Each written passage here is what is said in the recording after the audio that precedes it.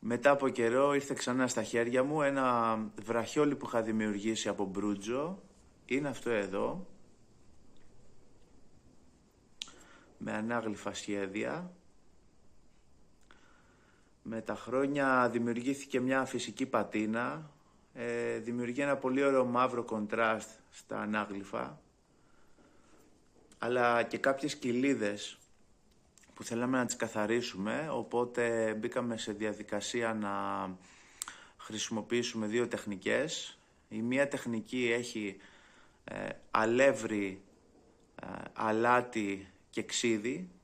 Δημιουργείται μια πάστα και στα σημεία που θέλουμε να καθαρίσουμε αφήνουμε για 10 λεπτά την πάστα και με ένα πολύ μαλακό υλικό, όπως και μια μπατονέτα ή μια πολύ μαλακή βούρτσα, το αρχίζουμε να το τρίβουμε για να καθαρίσει. Αν κάποιος θέλει να δείξει και το χρυσό χρώμα, πρέπει να περάσει όλο το βραχιόλι ή γενικότερα ό,τι κόσμημα κι αν είναι από ένα τέτοιο υλικό, για να μπορέσει να γίνει πολύ έντονα χρυσό πλέον.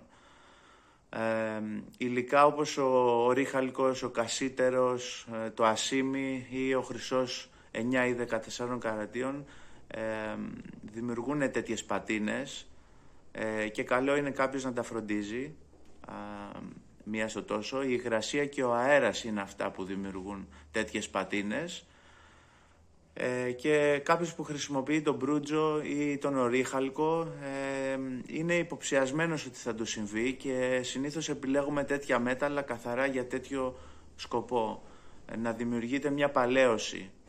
Όμως αν κάποιος θέλει να καθαρίσει ένα τέτοιο μέταλλο και να μην δημιουργηθεί πλέον νέα πατίνα με τα χρόνια, καλό είναι να του περάσει ένα σφραγιστικό βερνίκι, κατά προτίμηση ματ. Τέτοια υλικά μπορούμε να τα βρούμε σε καταστήματα αργυροχοΐας ή καστικών τεχνών. Μία λεπτή στρώση είναι ό,τι πρέπει και ενδείκνυται. Το συγκεκριμένο λοιπόν έχει σχεδόν καθαρίσει. Θα του περάσουμε άλλη μια φορά μία πάστα καθαρισμού. Ίσως η δεύτερη πάστα να είναι μια άλλη μίξη, σόδα ίσως με λεμόνι, υλικά που μπορεί κάποιος να βρει και στο σπίτι του χωρίς να χρειάζεται να αγοράζει ειδικά προϊόντα. Πάντως να μην τη φοβάστε την πατίνα, είναι κάτι που είναι πολύ ωραίο, δημιουργεί μια αρχαία παλαίωση, αρκεί να έχει μια ομοιομορφία.